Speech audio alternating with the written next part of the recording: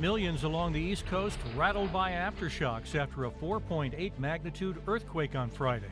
Just after 10 a.m., people near the epicenter in New Jersey feeling the quake for 30 seconds. Many calling into our New York station WABC TV.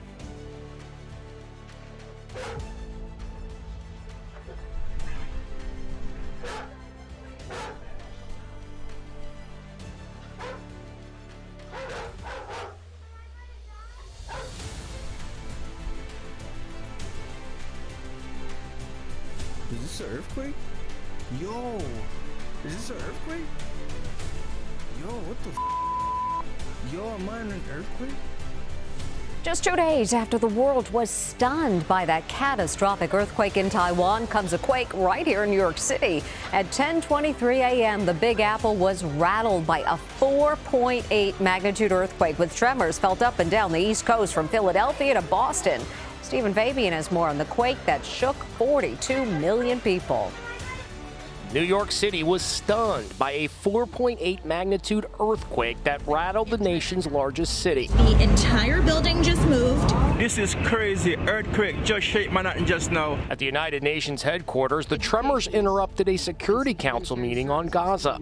Education is... You're making the ground shake. Look, the chandelier in this New York City home swung as the earth shook. It felt like somebody was just shaking the house back and forth. Networks interrupted programming with the breaking news. Where we just had a 4.8 earthquake. Did you all feel it? Yes. You felt the earthquake. WCBS meteorologist Lonnie Quinn came on the air in pajamas. I am in my pajamas. I was sound asleep.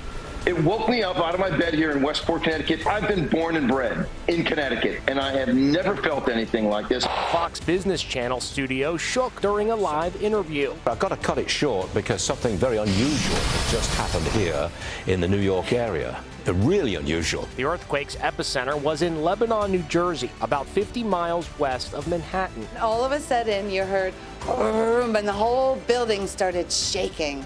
And we all looked at each other, and we all ran out the front door.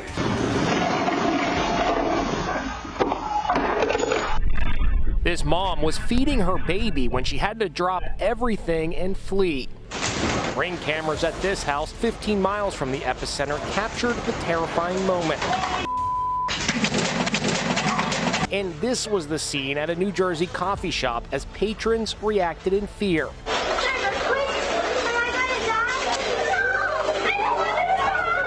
Pets were often the first to sound the alarm.